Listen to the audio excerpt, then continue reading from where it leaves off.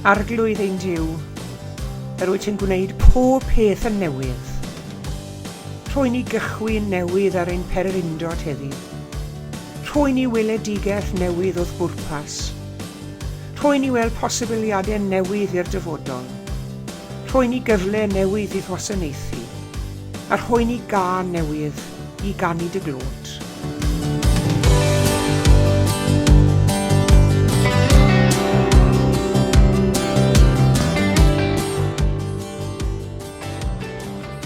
Bore da iawn i chi gyd, a chroeso cynnes iawn i chi i roedfa ddigidol yr wythnos hon.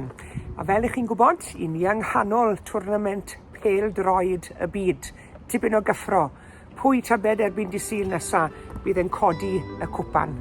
Croeso chi i roedfa, a diolch i chi am eich cwmni.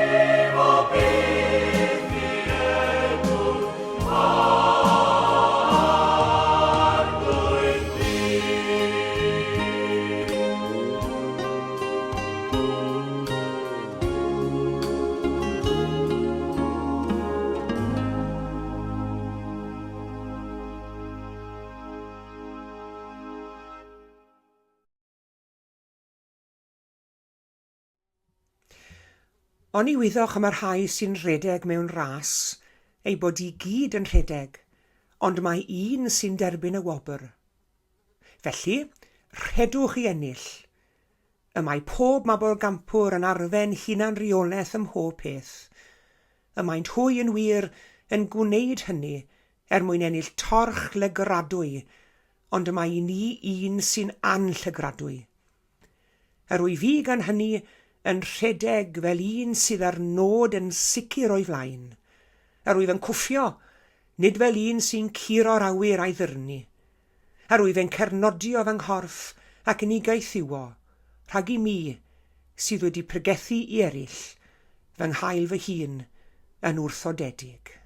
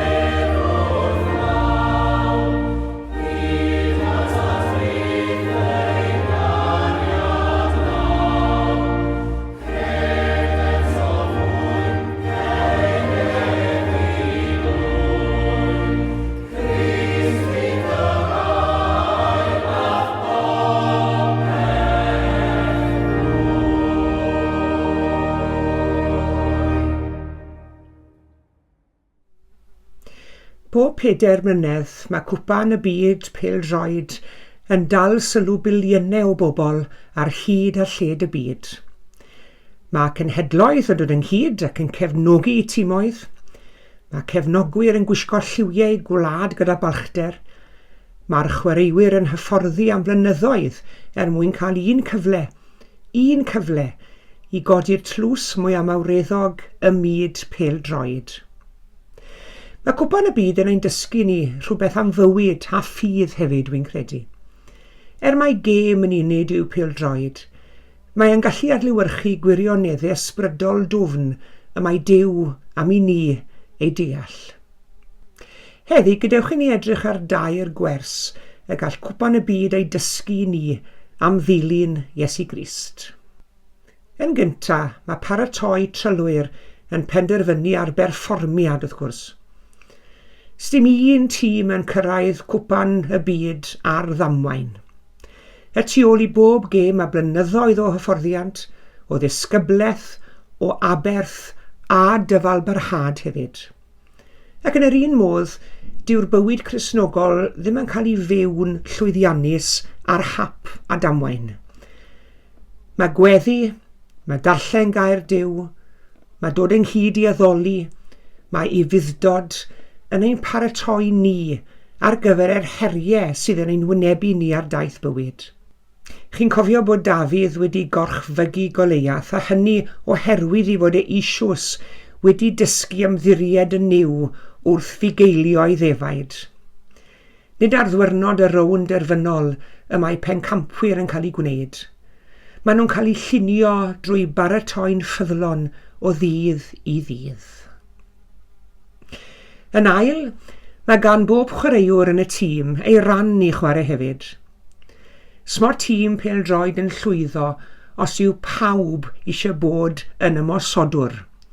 Mae'r gôl-geidwad, yr amddiffynwyr, y canolwyr, yr hyfforddwyr a'r eilyddion i gyd yn cyfrannu at fuddugoliaeth y tîm. A mae'r eglwys yr un fath yn diwy.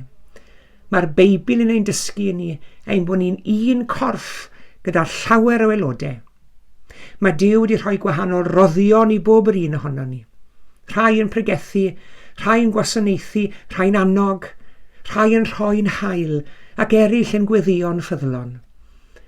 Mae buddugoliaeth pan fydd pawb yn gweithio gyda'i gilydd.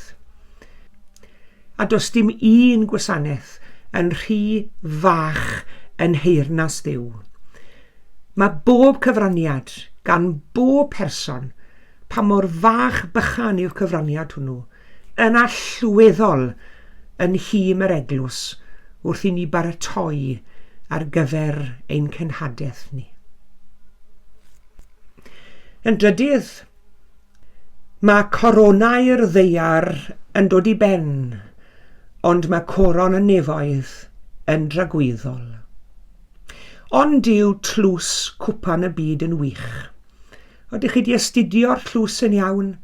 Mae yna ddwylo yn dos, yn dal y byd. Fydden ni'n efer canu pan o'n i'n blentyn am Dduw. Mae ganddo'r byd i gyd yn ei law. A dyna y darlun sy'n cael ei bortreadu yn tlws Cwpan Rygbi'r Byd. Ac wrth gwrs mae'r tîm buddigol yn dathlu. Mae'r confetti yn disgyn, mae yna fedalau yn cael eu cyflwyno. Ond ymhen ychydig flynyddoedd, fe ddaw twrnament arall. Fe goronir pencampwyr newydd, ac mae hanes yn symud yn ei flaen. Rhywbeth dros dro yw gogoniant y byd hwn. Mae Paul yn ei hatgoffa ni fod athletwyr yn cystadlu am goron sydd yn darfod, ond bod Cristnogion yn ceisio coron dragwyddol. Mae yna ddiwedd i gyfoeth, mae yna ddiwedd i enwogrwydd, mae tlysau'n casglu llwch, ond mae bywyd sy'n cael ei fyw gyda Iesu a thros Iesu yn dragwyddol. Fe ddywedodd Iesu, peidiwch â chasglu trysorau eich hunain ar y ddaear, ond casglwch trysorau yn y nefoedd. Mae angen capten ar bob tîm llwyddiannus yn does, ac i ni, Gristnogion, Iesu yw'r capten. Ef sydd yn ein harwen ni gyda doethineb. Ef sydd yn ein ysbrydoli ni. Sma fe byth yn gadael i dîm. Mae fe isiws wedi ennill y fuddugoliaeth. Nid ar ga pêl troed, ond ar y groes a thrwy at gyfodiad. Newyddion da ddaeth i'n bro, hwy heiddiant goel i ddwyn ar go, bod Iesu wedi cario'r dydd. Oherwydd iddo fe orchfygu pechod a marwolaeth, mae pawb sy'n ymddiried ynddo fe yn dod yn rhan o'i deyrnas fuddugol ef. Cofiwch, i ni'n perthyn i gymdeithas ac i dîm buddugoliaethus wrth berthyn i dîm Iesu Grist. Pan bydd y chwiban olaf yn seinio yng ngêm Cwpan y Byd, bydd un tîm yn dathlu a'r llall yn cerdded i ffwrdd mewn siom. Ond un diwrnod, fe fydd chwiban olaf ein bywydau ni yn seinio hefyd. Nid y cwestiwn fydd pa wladwch chi'n cynrychioli.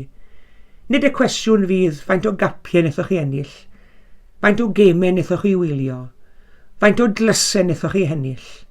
Y cwestiwn fydd, a wyt ti wedi ymddiried yn yw?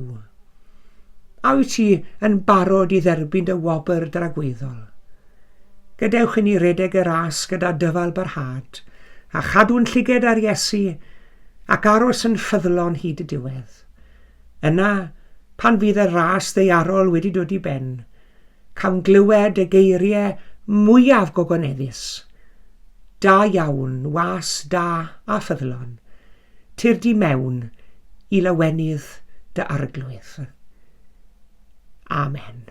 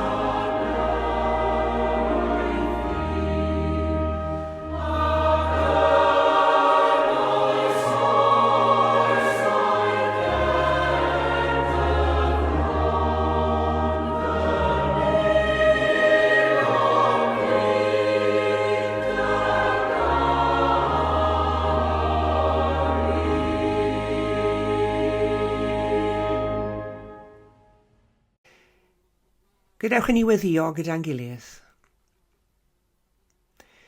Ein tad yr hwnnwyt yn y nefoedd, diolchwn i ti am y cyfle hwn o gael addoli gyda'n gilydd y bore yma, a diolchwn yn arbennig yn ystod yr eiliadau hyn yn awr, am y cyfle hwn i droi ata ti mewn gweddi. Diolch am y sicrwydd y fod ti'n gwrando'r bob gweddi. Nid yn unig y weddi gyhoeddus hon, ond bob gweddi y ddawith gliw, bob awr o'r dydd, bob dydd o'r flwyddyn. Diolch am y sicrwydd nad oes byth angen i ni dimlo ein bod ni ar ein pen yn hunain. Diolch am dy gwmni cyson. Diolch am dy gariad sydd yn ein hamgylchynu ni, ble bynnag i ni, a beth bynnag i ni wneud. O Dduw, diolch i ti mai Duw wyt ti sydd yn agos ato ni. Dy fod ti wedi dod yn agos ato ni yn dy fab Iesu Grist. Dy fod ti'n gallu ymdeimlo am teimladau ni gyd. Dy fod ti'n gallu llawenhau pan fydd yr haul yn gwenu arno ni. A dy fod ti hefyd yn gallu uniaethu â ni pan fydd cymylau uwch ein pennau ni. Diolch dy fod ti hefyd yn gallu'n cynnal ni a'n harwen ni a'n codi ni to ar ein trad, os fyddwn ni fyth yn teimlo bod ni wedi syrthio. Arglwydd i ni am feddwl am bawb yn ein byd ni heddi, sydd yn teimlo o bosib fod bywyd yn anodd ar hyn o bryd. I ni meddwl am bawb sydd mewn adfyd, sydd mewn poen ac mewn gofid ac mewn unigrwydd. Y rai hynny sydd wedi cael ei mathru dan drad gan orthrwm a chreulondeb. Y rhai sydd wedi cael ei cornelu gan flinder a llesgedd ac afiechyd. A rhai hefyd sy'n mae bobl di ngofio amdanyn nhw ac anobaith yn ei llethu. Adfer, adnewydda a bendithia bob yr un ohonyn nhw arglwydd, a chadw ni gyd o fewn cylch dy gariad di. Defnyddia ni arglwydd i fod yn gyfryngau dy gariad a dy dosturi yn ein cymunedau, yn ein bro ac yn ein byd. Arglwydd i ni'n diolch i ti am bob peth da sydd yn digwydd yn ein cymunedau ac yn ein byd heddi. Oherwydd i ni fesyn ni ond yn clywed y pethau drwg arglwydd. Ni'n cael ein llethu gan newyddion drwg ac anobaith. Ond mae yna lot o ewyllus da yn bod hefyd. A helpa ni arglwydd i fod yn rhan o dîm bobl yr ewyllus da heddi. Pobl Iesu Grist, pobl sydd yn gwneud dros eraill, pobl sydd ddim yn rhoi'n hunain yn gynta, ond sydd yn effro i anghenion yr rhai o'n hamgylch ni. Bobl sydd yn barod i fugeilio dy fobl, di yn union fel y bydd dy fab Iesu yn ystod i weinidogaeth ar y ddaear hon, yn bugeilio i bobl, yn estyn llaw i'r anghennus, yn estyn mas at yr rhai yr oedd cymdeithas wedi hesgymuno, yn codi calon bobl ac yn dysgu gwersi ffydd iddynt. Arglwydd rho'r gwroldeb a'r brwdfrydedd i ni i wneud ein gorau droso ti, ac i mawrygu'r fraint o'r newydd, o gael perthyn i dîm yr Iesu, ond helpa ni fod yn effro i gyfarwyddiadau'r capten hefyd, mwyn i ni fel tîm yr eglwys, tîm y bywyd Cristnogol symud ymlaen yn llwyddiannus i'r dyfodol. Gwrando'n gweddi arglwydd y maddau i ni am yr adegau hynny pan mynd i wedi ceisio dilyn ein chwantau yn dymuniadau ni'n hunain yn hytrach na chydynnu ar tîm a gwrando ar gyfarwyddiadau'r capten. Maddau i ni arglwydd a gwna ni'n fobl mwy ffyddlon i ti. Clyw ein gweddi yn enw Iesu Grist ein harglwydd a'n gwaredwr, yn dysgodd ni wrthweddio i ddweud gyda'n gilydd, ein tad yr hwnnwyt yn y nefoedd, sancteiddi'r dy enw, deled y deyrnas, gwneler dy ewyllus, megis yn y nef y felly ar y ddeiar hefyd. Dyro i ni heddiw ein bara baenyddiol, a madda i ni ein dyledion, fel y myddeiw nina i'n dyledwyr. Ac nac arwain ni brofedigaeth, eithi'r gwared ni rhag drwg, can i seiddo ti o deyrnas, a'r nerth, a'r gogoniant, yn oes oesoedd. Amen.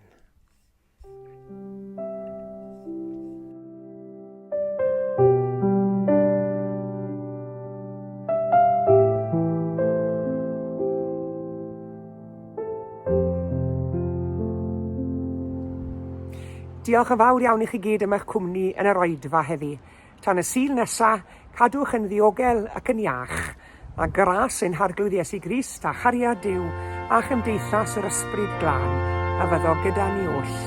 Amen.